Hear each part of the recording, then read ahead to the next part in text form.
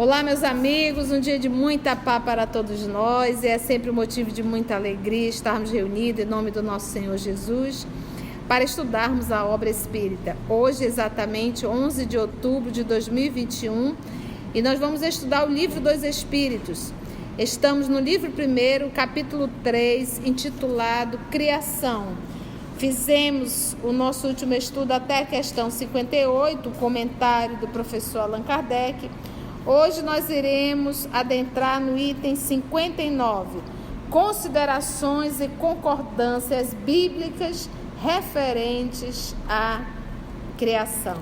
E vamos iniciar fazendo a nossa prece de gratidão e sempre pedindo a Deus nosso Pai o apoio de que tanto necessitamos.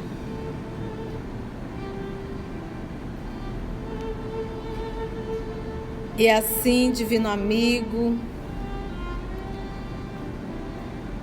é sempre motivo de muita alegria estarmos reunidos em Teu nome para estudarmos a obra espírita e podermos realizar esse estudo e compartilharmos com outros irmãos de outras cidades. Percebendo assim, Senhor, que o Teu trabalho é sempre grandioso. Que nós possamos ser instrumentos dóceis, afinados em Tuas mãos. Que os nossos amigos espirituais possam, mais uma vez, nos conduzir, nos inspirar em Teu nome. E que o nosso coração, nosso sentimento, que o Senhor possa trabalhar nos ajudando, Senhor, no movimento dessa terra, para que as sementes que irão ser depositadas nesse solo, que elas possam germinar, Senhor. Muito obrigada por mais esse momento e que Tua paz possa estar conosco, Senhor. Graça te damos, que assim seja. Então vamos lá. Considerações e concordâncias bíblicas referente à criação. Item 59.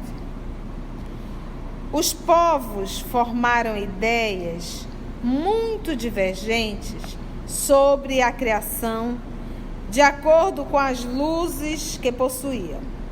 Apoiada na ciência, a razão reconheceu a inverossimilhança, ou seja, que não parece verdadeiro, que não parece real, que não parece acreditável, vamos dizer assim, de algumas teorias. A que os espíritos nos oferecem confirma a opinião há muito tempo admitida pelos homens mais esclarecidos. Então, quando ele falou aqui, então você acreditar que tudo foi criado em 6 dias, e quando a pessoa fala 6 dias, ela está pensando em 6 dias de 24 horas, não é verdade? E que tudo começou por um homem, e aí Deus olhou e disse assim, ele está tão sozinho, né? Você vê que não há uma programação, Deus vai criando e vai adaptando, né? Aí disse, então eu vou fazer uma parceira para ele, né? Aí tirou fez ele dormir, tirou um pedaço da costela. Então, a gente não está aqui dizendo que existe um erro em absoluto, mas nós estamos dizendo que a interpretação que foi dada é equivocada, não é verdade? Então, como ele bem diz aqui, apoiado na ciência, a razão reconheceu que não é verdadeiro algumas teorias, né? Não assim ao pé da letra, como se está colocando. É impossível, né? Aí ele diz, que os espíritos nos oferecem, confirma a opinião há muito admitida pelos homens mais esclarecidos. A objeção que se pode fazer, aí você vai dizer, mas tia, está na Bíblia, tá, meu amor, mas não é 24 horas. Cada dia daquele é um ciclo, cada dia daqueles é um período geológico. É um período. Me diga uma coisa, aonde que os dinossauros estão nesses 7 dias? Nesses 6 dias de criação? Porque no 7º houve um descanso. Só que os dinossauros é uma existência que a gente não tem como negar. Não tem como negar porque existem comprovações dos fósseis. E a todos os momentos nós estamos achando aí. O outro ponto que nós temos que pensar, se tudo teve origem em um casal, que é algo assim também desproporcional, porque o que diz o texto sagrado? O texto sagrado, dentro dessa parábola, nos diz o quê? Que eles tiveram 2 filhos no primeiro momento, que foi Caim e Abel. No terceiro momento eles tiveram 7, tá? Porque foram 3 homens. Olha que interessante. Então, para pensar, não tinha gente em lugar nenhum. Aí Caim matou Abel, ficou só o Caim. Aí diz o texto que ele se afastou da face de Deus, né? Ele foi para a terra de Nod, lá ele casou e teve ali a sua descendência. Então, como que ele pode ter casado com alguém que estava na terra de Nod? Então, logo eles não teriam sido os primeiros. Então a gente percebe que é uma parábola riquíssima de informações, mas que nós devemos estar com instrumentos adequados para fazer mais interpretações desta parábola. Mas não pegar esta parábola e transformar isso em ciência, tá bom? Os donos, vamos dizer assim, a origem desse texto é judaico. Então os nossos irmãos judeus sabem fazer uma interpretação maravilhosa sobre a Gênese de Moisés, né? Esse Pentateuco dos livros mosaicos. Então os nossos irmãos judeus sabem, e eles sabem que isso não é ciência. Quem que transformou em ciência? Lembra que o que é a construção do catolicismo? Pegaram as informações que já haviam do judaísmo, o Antigo Testamento, pegaram o que a gente chama de Novo Testamento e fizeram essas adaptações que nós vamos aí. E muita coisa do Antigo Testamento se pegou a ferro e fogo. É isso aqui. E nós sabemos que na Idade Média não tinha como se falar o contrário, senão você ia para a fogueira realmente. Então a ciência teve que se calar por muitos séculos por conta disso, não é verdade? Entendeu? Mas o texto realmente hebreu, a interpretação dos nossos irmãos hebreus, não é desta forma científica que a igreja, na verdade, colocou para a sociedade, ok? A objeção que se pode fazer a essa teoria é a de estar em contradição com o texto dos livros sagrados. Contudo, um exame sério mostrará que essa contradição é mais aparente do que real e que resulta da interpretação dada ao que muitas vezes só tinha um sentido alegórico. Olha aí o nosso querido Allan Kardec. Essas anotações é de Kardec, que ele diz sentido alegórico. A questão do primeiro homem na pessoa de Adão como único tronco da humanidade não é a única sobre a qual as crenças religiosas tiveram que se modificar. Porque se a gente para assim para pensar, olha, se realmente tudo teve origem em Adão e Eva, me diz, da onde surgiu o chinês? Me diga mais, da onde surgiu o japonês? Da onde surgiu o africano? Da onde surgiu os arianos? Da onde surgiu os judeus, os hebreus, os egípcios? São raças características, com traços característicos. Mas eu poderia só me firmar na China e no africano. Como me explica qual a origem desse povo, dessa raça, se tudo veio do mesmo tronco? Então, já é hora de nós... Esse aqui é o estudo de O Livro dos Espíritos. Logo, a gente está fazendo um estudo para aqueles que subentendem que já são espíritas. Se a titia encontrar alguém na rua que é evangélico, que é católico e que vem falar para a gente da formação, você tenha certeza que eu vou só balançar a cabeça. E ficar muito feliz de saber que isso faz bem a essa pessoa, que a torna um ser humano melhor. Aqui nós fazemos uma abordagem espírita, pautado no bom senso e na lógica. Mas eu não vou, ao decorrer da minha vida, do meu cotidiano, estar tirando bengala psicológica de ninguém, ou estar discutindo. Entendeu? Mas aqui é um estudo espírita, eu estou falando para espíritas. Eu acredito que quem acessa o canal, se não é espírita, é um simpatizante e busca as informações espíritas, ok? Mas que esse estudo, que esse tipo de informação não venha servir de espada para nós estarmos dividindo as pessoas na nossa vida social, indo para discussões. Não é isso. Nós estamos aqui para esclarecer melhor. A quem? A nós que estamos aqui. Ficou claro, gente? Então ele diz, a questão do primeiro homem na pessoa de Adão, como o único tronco da humanidade, não é a única sobre a qual as crenças religiosas tiveram que se modificar.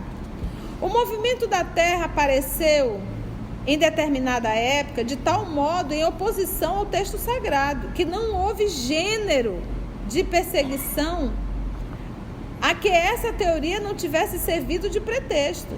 E, no entanto, a Terra gira, apesar dos anátemas, ou seja, das condenações, não podendo ninguém hoje contestá-lo sem ofender a sua própria razão. Porque o que a igreja dizia? Que o Sol girava ao redor da Terra. Que era o Sol que ficava girando. Galileu Galilei, ele teve que anuir, ele teve que concordar, porque senão ele ia perder a cabeça. Mas depois que ele falou, ele, assim, por cima da cabeça, fez uma fala assim, levezinha, mas que gira, gira, né? Só para não engolir muito a seco. Então, quantas? E hoje a igreja não tem mais como segurar isso. Hoje os aparelhos comprovam que são os planetas que estão girando em torno do Sol, em torno dessa estrela, e não a estrela, até porque eles acreditavam o quê? Que o planeta era o centro de tudo. Né? E cada vez mais a gente vai descobrindo e a gente já chama o planeta Terra de planetinha. Diz também a Bíblia que o mundo foi criado em 6 dias e fixa a época da criação cerca de 4.000 anos antes da era cristã. Então, olha só que interessante. 4.000 anos, e a gente foi estudar sobre a raça adâmica, o que a gente aprendeu aqui no Livro dos Espíritos? Cerca mais ou menos do que o que se fala, cerca de 4.000 anos. Aí quando a gente pega o livro A Caminho da Luz, vai apresentar quem como raça adâmica? Os exilados de Capela. O texto lá está, raça adâmica. Quem são? Aí ele vem retratando os exilados. Então, quando você pega essa parábola, expulso do paraíso, né? Por quê? Porque em verdade não foram fiéis às leis que regem o universo, apesar da advertência. E lembra que o homem ali, ele queria a árvore do conhecimento com o propósito de ser igual a Deus, né? Se você for ler o texto. Então a gente percebe aí essa parábola retratando inclusive a vinda dos capelinos. Mas vamos lá. Em cerca de 4.000 anos antes da era cristã.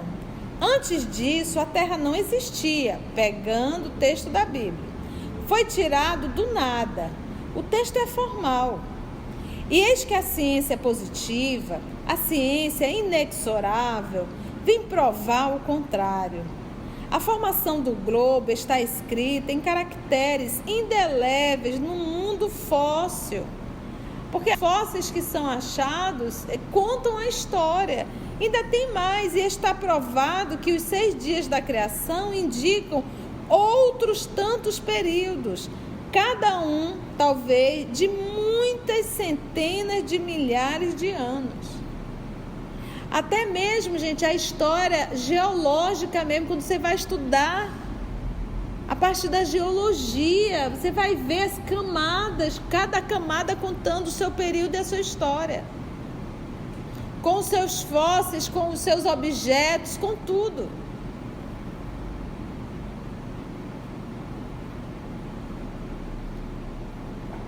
Isto não é um sistema, uma doutrina, uma opinião isolada. É um fato tão seguro como o do movimento da Terra. E que a teologia não pode negar-se a admitir. Prova evidente do erro a que se está sujeito a cair, quando se tomam ao pé da letra as expressões de uma linguagem quase sempre figurada. Então, se toma ao pé da letra. E é uma linguagem o quê? Figurada. Volto a repetir, nós não estamos menosprezando o texto. Nós estamos aqui contrapondo as interpretações. Então, o erro não está no texto, o erro está na interpretação. Dever-se-á, por isso, concluir que a Bíblia é um erro? Não. Mas que os homens se equivocaram ao interpretá-la. Então, a Bíblia tem erro? Não. Quem interpretou tem? Tem. Isso diminui a inteligência de Deus? Não, isso mostra a organização divina. Mas dizer que Deus fez um homem para um planeta desse, e depois que ele fez, porque ele estava brincando de barro, aí depois que ele fez, ele olhou e disse, ele está tão sozinho, vou fazer uma parceira para ele, né? Gente, é para acabar, né? Então não dá, para quando você vê a lei realmente que rege esse universo, as leis da natureza, você vê que é uma inteligência suprema. E essa inteligência não ia perceber que criar um só ia ficar sozinho? E por que um ele tirou do barro e o outro ele tirou da costela? Todos os animais têm macho e fêmea. Exatamente. Então, quando a gente pega o primeiro texto do livro Gênesis de Moisés, é uma parábola riquíssima de informações. Continua ainda o nosso professor Allan Kardec. Escavando os arquivos da Terra, a ciência descobriu a ordem em que os diferentes seres vivos apareceram na sua superfície. E essa ordem está de acordo com a indicada em Gênesis, com a diferença de que esta obra, em vez de ter saído milagrosamente das mãos de Deus em algumas horas, realizou-se sempre pela sua vontade, pela vontade de Deus, mas segundo a lei das forças da natureza. Porque quando a gente fala em lei natural, nós estamos falando de leis divinas. E Deus não cria leis para Ele mesmo derrogá-las. Deus se tornou, por isso, menor e menos poderoso? Sua obra ficou menos sublime? Por não ter o prestígio da instantaneidade? Evidentemente, não. Seria preciso fazer da divindade uma ideia bem mesquinha, para não se reconhecer a sua onipotência nas leis eternas que estabeleceu para reger os mundos. A ciência, longe de desmerecer a obra divina, nola mostra sob um aspecto mais grandioso e mais conforme às noções que temos do poder e da majestade de Deus, pela razão mesma de ela se ter realizado sem derrogar as leis da natureza. A ciência, de acordo neste ponto com Moisés, coloca o homem em último lugar na ordem da criação dos seres vivos, porque dentro da criação do livro Gênesis já existiam as plantas, já existiam as frutas, já existiam animais. E dentro dessa parábola, o último a ser criado foi o homem. E quando nós vamos estudar a ciência realmente, o último a chegar aqui foi o homem, nesse processo. Se você gosta de estudar e se você quer entender, você tem que pegar o livro A Gênese, de Allan Kardec. O primeiro capítulo do livro A Gênese, ele vai só nos trazer a criação. E nós vamos estudar lá todos os períodos geológicos. Você dá conta de fazer esse estudo. Pode ir lá, pega o livro e vai estudando, que é maravilhoso o estudo da obra do livro A Gênese. Tia, a senhora poderia estudar? Claro, poderemos sim. Assim que nós acabarmos um dos 11 que nós estamos estudando. Moisés, porém, estabelece como do dilúvio universal o ano de 1654 do calendário judeu, da formação do mundo, enquanto a geologia nos mostra o grande cataclismo como anterior ao aparecimento do homem, visto não se ter encontrado até hoje nas camadas primitivas traço algum de sua presença, nem dos animais da mesma categoria, do ponto de vista físico. Mas nada prova que isso seja impossível. Muitas descobertas já lançaram dúvidas a respeito. Pode acontecer que, de um momento para outro, se adquira a certeza material da anterioridade da raça humana. E então se reconhecerá que, nesse ponto, como em tantos outros, o texto bíblico é uma figura. A questão está em saber se o cataclismo geológico é o mesmo que o do Noé. Ora, o tempo necessário à formação das camadas fósseis não permite confundi-los. E desde que se encontrem vestígios da existência do homem antes da grande catástrofe, ficará provado que Adão não foi o primeiro homem, ou que a sua criação se perde na noite dos tempos. Contra a evidência não há raciocínios possíveis, e será preciso aceitar-se esse fato, como se aceitaram o do movimento da terra e os 6 períodos da criação. Então não tem como. Isso é fato, gente, é fato. Uma vez uma pessoa me questionando, eu disse, e os fósseis? O homem criou esses fósseis, inventou para justificar. Eu digo, nossa, ele criou no mundo inteiro, né? A existência do homem, porque, volta a repetir, gente, quando você vai estudar geologia, você pega um geólogo, eles fazem aquelas escavações, e o que se descobre? Nós vamos estudar também isso no livro A Gênese de Allan Kardec. Cada camada, ela conta um período da história. Vou tentar simplificar. Quando você vai fazer um bolo que você faz de várias camadas, você não vai fazendo por parte. Você faz a primeira camada, Quando você vai fazer gelatina, você quer fazer com 5 cores, né? Aí você faz a primeira camada, deixa ela endurecer. Aí você faz a gelatina, coloca ali a segunda camada, deixa endurecer. Você espera um tempo. Então, cada camada daquela gelatina foi um período específico na tua cozinha. Então, quando você fala de terra, cada camada dentro desse processo da escavação, ela conta um período da história. Como é que ela conta? Através dos objetos que são achados e através dos fósseis que são achados.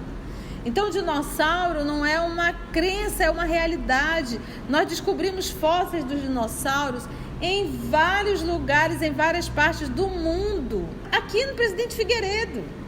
A gente vai ver também os fósseis humanos, que a gente pode dizer de humano, mas que eram os nossos ancestrais, com um crânio maior, a mandíbula bem protusa, os braços bem mais alongados, mas eram os nossos ancestrais. Então, como negar tudo isso? E através do estudo, eles avaliando esse material, eles conseguem identificar mais ou menos relativamente o período daquele tempo, daqueles ossos e dos objetos. E assim vai montando a história. Então não se monta a história fazendo um chute. A ciência realmente é através dessas descobertas, dos fósseis e dos objetos. Estamos juntos? Novamente o livro de Moisés vai falar dessa inundação, que segundo a crença, o Noé junto com seus filhos e pegou para dentro dessa arca um casal de cada animal. Então você vê aí novamente uma alegoria muito grande, mas eu não posso acreditar que ali entrou um casal de cobra, e olha, não é só uma cobra, porque dentro da cobra tem milhares aí de variedades de cobra. Um papagaio com a sua papagaia, um arara com seu araro, uma girafa com seu girafo. Você já parou para pensar, né? Tá entendendo? A gente está trazendo só para a gente refletir que essa inundação não pode ter ocorrido. Lá na formação do planeta, nós tivemos realmente um período que tudo era água. Daí os primeiros seres vivos serem aquáticos, né? Nesse processo de evolução. A existência do homem antes do dilúvio geológico ainda é, na verdade, uma hipótese. Mas eis aqui uma coisa que o é menos. Admitindo-se que o homem tenha aparecido pela primeira vez à Terra 4.000 anos antes do Cristo e que 1.650 anos mais tarde toda a raça humana foi destruída, com exceção de uma única família, concluiu-se que o povoamento da terra data apenas de Noé, ou seja, 2.350 anos antes da nossa era. Não é verdade? Para pensar. Ora, quando os hebreus emigraram para o Egito, no 18º século, encontraram esse país muito povoado e já bastante adiantado em civilização. Entendeu? Noé construiu novamente. E lá dentro da Arca de Noé tinha o africano, tinha o japonês, tinha o chinês, estava todo mundo lá dentro. Não estava. Principalmente o chinês, né? Obviamente, mas vamos lá, né? Então ele diz assim, se tudo partiu dali, mas quando os hebreus foram presos para ir para o Egito, já tinha toda uma população lá no Egito. Formada, construída, criada. Gente, naquela época não sabia nem o que era o mundo inteiro. Ele nem sabia que nós estávamos aqui no Amazonas. É verdade? Né? Vocês estão entendendo? Não sabia nem o que era o mundo inteiro. Quantos anos tem que o Brasil foi descoberto, gente, pelos portugueses? E na verdade, eles foram trazidos para cá porque eles se perderam também nesse marzão. E conta-se, ontem mesmo a gente estava vendo que só de indígenas que eles viram, se escreve com mais de 1 milhão. Gente, da hora que já estava. E bote milho nisso. Entendeu? Então, olha só, ele continua. A história prova que, nessa época, a Índia e outros países eram igualmente florescentes, mesmo sem se levar em conta a cronologia de certos povos, que remonta a uma época muito mais afastada. Teria sido preciso, portanto, que do 24º ao 18º século, lembrando que ele está aqui sempre apontando o calendário judaico, tá bom? Mas vamos lá.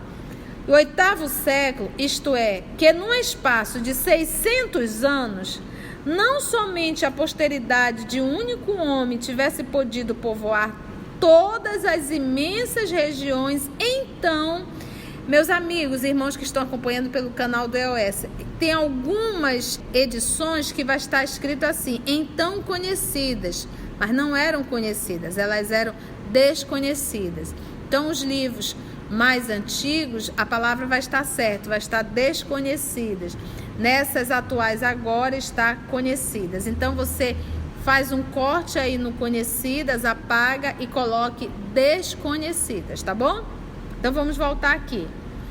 Não somente a posteridade de um único homem tivesse podido povoar todas as imensas regiões então desconhecidas, supondo-se que as outras não fossem, mas também que, nesse curto intervalo, a espécie humana houvesse podido elevar-se da ignorância absoluta do estado primitivo ao mais alto grau de desenvolvimento intelectual, o que contraria todas as leis antropológicas. A diversidade das raças vem reforçar mais ainda esta opinião. E agora ele vai falar da diversidade das raças. O clima e os costumes produzem, sem dúvida, modificações das características físicas. Sabe-se, porém, até onde pode ir a influência dessas causas. E o exame fisiológico prova haver, entre certas raças, diferenças constitucionais mais profundas do que as que o clima é capaz de determinar. Então, se eu sair daqui do nosso Amazonas, da nossa Manaus, que o sol está centralizado aqui, e se de repente eu for lá para o Polo Norte, eu vou ficar branquinha, mas meu nariz não vai mudar, quando meus olhos não irão mudar, entendeste? O meu cabelo, a forma dos meus olhos, eu posso despigmentar, pode acontecer de mudar um pouco o meu comportamento, a vida social, entendestes? Mas o nariz vai ficar do mesmo tamanho, a orelha vai ficar do mesmo tamanho, entendeste, gente, o que eu quis falar? Então existem características, basta a gente olhar para um chinês e para um africano. Se eu tiro um africano daqui, do Amazonas, em que o sol está direto para nós, e levo esse negro, esse irmão da pele negra, para o Polo Norte, ele vai ficar branco? Entendeu? Então é isso que o professor está falando aqui, olha. Até onde pode ir a influência dessas causas? E o exame fisiológico prova haver, entre certas raças, diferenças constitucionais mais profundas do que as que o clima é capaz de determinar. O cruzamento das raças produz os tipos intermediários. Tende a apagar os caracteres extremos, mas não os produz. Então a mistura, ela tende a apagar, mas ela não produz, entendeste? Apenas cria variedades. Aí nós temos aqui o mulato, né? Como é que a gente aprende lá na escola? O cafuso, branco mais negro, mameluco, o branco. Então são já a mistura, né? O índio, né? Olha, gente, o brasileiro, o português brasileiro adora inventar palavras. Gente, como a gente tem palavras. É para acabar. Mas eu amo esse país, eu amo esse Brasil. Mas quando eu vou estudar o português, são tantas regras que eu fico assim, mas meu Deus, pra quê? Por isso é que eu gosto da linguagem do pensamento, sabe? Você olha assim, já foi, não tem regra nenhuma, entendeste, né? Tô doida pra voltar pro mundo espiritual, só pra voltar à linguagem do pensamento. Você já olha assim, já foi, né? O cruzamento das raças produz os tipos intermediários. Tende a apagar os caracteres extremos, mas não os produz. Apenas cria variedades. Ora, para que tenha havido cruzamento de raças, era preciso que houvesse raças distintas. Faz sentido? Vocês estão vendo a lógica de Allan Kardec? Olha, eu vou te contar. Eu amo estudar esse homem. Como, então, explicar sua existência dando-lhes um tronco comum e, sobretudo, tão próximo? Que ali é a família de Noé e tudo começou de novo. Primeiro começou com Adão e Eva, depois começa com Noé. Aí é para acabar. Como admitir que, em alguns séculos, alguns descendentes de Noé se tenham transformado a ponto de produzir a raça etíope? Por exemplo, uma tal metamorfose não é mais admissível do que a hipótese de um tronco comum para o lobo e a ovelha, para o elefante e o pulgão, para o pássaro e o peixe. Imagina pegar o nosso peixe-boi. Tinha peixe-boi, não sei bem que o peixe-boi pode ter se virado porque alagou tudo, né? Tá todo mundo ali. Mas todos os animais que são da terra, não tem como, né? O peixe-boi ficou, né? As aves não tinham de povoar. Ainda uma vez, nada pode prevalecer contra a evidência dos fatos.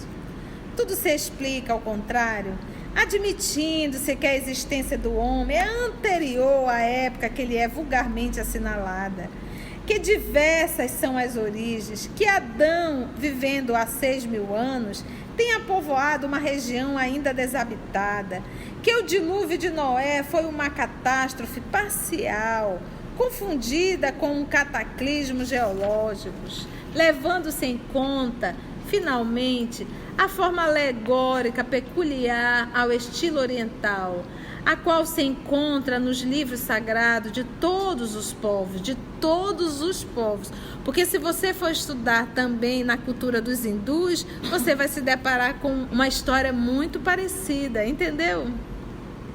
Por isso é prudente não contestar com tanta leviandade as doutrinas que, cedo ou tarde, como tantas outras, podem desmentir os que as combatem. As ideias religiosas, longe de perderem alguma coisa, se engrandecem quando caminham ao lado da ciência. Esse é o único meio de não mostrarem um lado vulnerável ao ceticismo. Porque você dizer que tudo foi criado em 6 dias e a ciência está gritando, comprovando aqui os fatos, aí fica difícil, né? Então, eu acho engraçado quando as pessoas dizem assim: Conceição, você acredita na reencarnação? Eu digo, não, meu amigo, eu não acredito, eu sei. Reencarnação, ela é uma lei, ela não é crença. Eu não acredito em reencarnação. Eu digo, eu vou dormir na geladeira, vai mudar toda a regra do mundo porque você não acredita em reencarnação. Bestinha, estás a reencarnar milhões e milhões e milhões de anos. E ainda não deu para aprender essa lição. Entendeste? Então não muda nada alguém dizer, eu não acredito em reencarnação. É o que eu digo, tá. Eu me recordo uma vez fazendo um diálogo, assim, um diálogo informal, conversando, as pessoas fazendo pergunta. Eu não acredito no mundo espiritual. Não se preocupe não, você vai morrer de novo. Aí acho que você vai lembrar desse papo que a gente está tendo aqui, viu? A pessoa vai ficando amarela, verde, assim. Pensou em morrer, já se desespera, né? Mas não é. Uai, vai morrer e vai lembrar do que a gente está conversando. Não se desespere. Existe continuidade da vida, né? É aquela imagem tola daquelas duas crianças no ventre materno, né? Gêmeos, óbvio. E aí um olha para o outro e diz assim, olha, disseram que tem vida lá fora, tu acredita?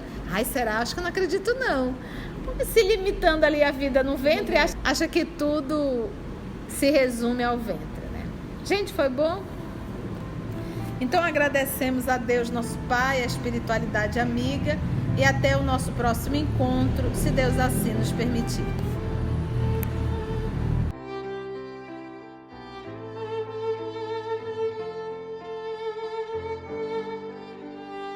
A Bíblia tem erro? Não.